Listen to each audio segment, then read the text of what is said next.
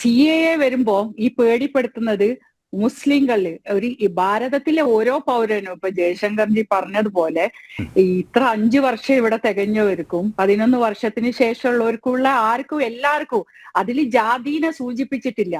ജാതീനെ സൂചിപ്പിക്കുന്നതായിട്ട് പറഞ്ഞു വരുത്തുന്നത് ഒരു സ്റ്റേറ്റ്മെന്റ് വെച്ചാണ് ഇവര് കോൺഗ്രസും കമ്മ്യൂണിസ്റ്റ് പാർട്ടിയല്ല.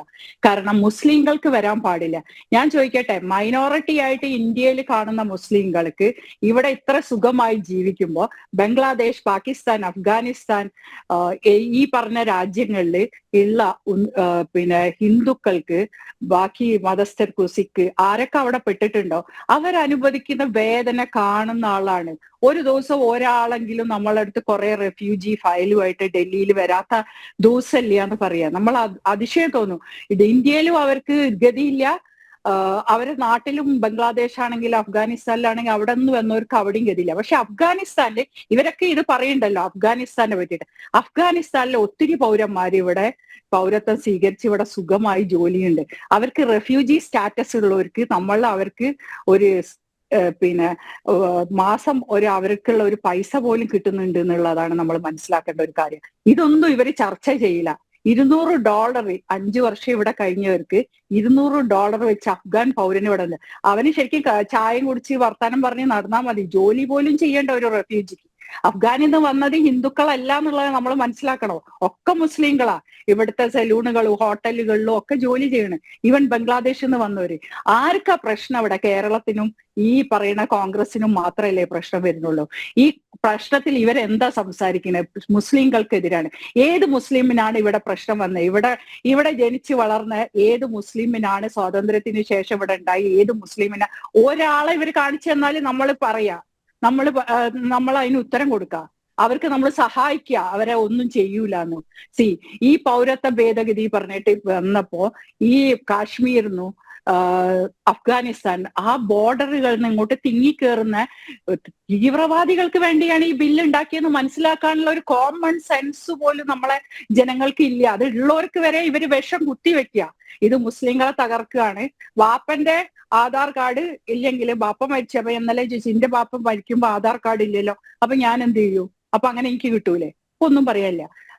അപ്പൊ പാസ്പോർട്ട് എടുക്കുന്ന കൊല്ലം 20 കൊല്ലം മുമ്പ് നമ്മളെ നാട്ടില് അങ്ങനെ കുറേ ആവശ്യമില്ലാത്ത കാര്യങ്ങള് സാധാരണ ജനങ്ങളിൽ എങ്ങനെ കുത്തിവെക്കാൻ പറ്റുന്നുള്ള സ്ട്രാറ്റജിയാണ് ഇവർ ഉപയോഗിച്ചിട്ട്.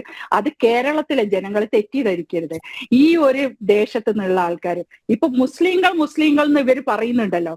എന്താപ്പാ ഇറാന് മിസൈൽ ഇടുമ്പോ പാകിസ്ഥാനെതിരെ എന്താ ഒന്നും അവിടെ എന്തൊക്കെ സംഭവിക്കേണ്ട യുദ്ധം? ഒരു ഇറാനും പാകിസ്ഥാനും തമ്മിലുള്ള യുദ്ധം എന്താ ആരും ചർച്ച ചെയ്യാത്ത? ഒരൊറ്റ മലയാള മാധ്യമങ്ങളോ സോഷ്യൽ മീഡിയയിലോ അത് കണ്ടിട്ടുണ്ടോ? നിങ്ങൾ നോക്ക്, ബാക്കി ബെൽറ്റിൽ എല്ലാം അത് കാണുന്നുണ്ട്. പാകിസ്ഥാന്റെ അവസ്ഥ എന്താണ്? അവിടെ മുസ്ലിങ്ങളല്ലേ ഉള്ളത്? എന്താ മുസ്ലിം രാജ്യല്ലേ? അഫ്ഗാനിസ്ഥാനിൽ മുസ്ലിങ്ങളല്ലേ ഉള്ളത്? പെൺകുട്ടികളെ സ്കൂളിലും മദ്രസിലും പോകുന്നില്ല. ഇവര് പറയുന്നല്ല മദ്രസിൽ പഠിപ്പിക്കുന്ന കാര്യം. മദ്രസിൽ പോലും പെൺകുട്ടികൾക്ക് പോകാൻ പാടില്ല, അകത്തിരുത്തി പഠിപ്പിക്കുന്നത്. സ്വാതന്ത്ര്യം മുസ്ലിങ്ങളുള്ള രാജ്യത്ത് തന്നെയാണ്. 56 രാജ്യങ്ങളിൽ മുസ്ലിങ്ങൾ മാത്രം ഉള്ളിടത്ത് എന്തുകൊണ്ട് സമാധാനമില്ല? ഈ റംലാൻ ഒന്നായിട്ട് ഞാൻ പറയണു, ഭാരതത്തിലെ മുസ്ലിങ്ങൾക്ക് സുരക്ഷിതമുള്ള പോലെ ലോകത്ത് എവിടെയും മുസ്ലിങ്ങൾക്ക് സുരക്ഷിതരല്ല. ഞങ്ങൾ ഇത്രയൊക്കെ ഈ ഭാരതത്തിനോട് കാണിച്ചിട്ടു. ഇപ്പൊ കഴിഞ്ഞ ദിവസം ഒരു അനുഭവം ഉണ്ടായേ പറയാം.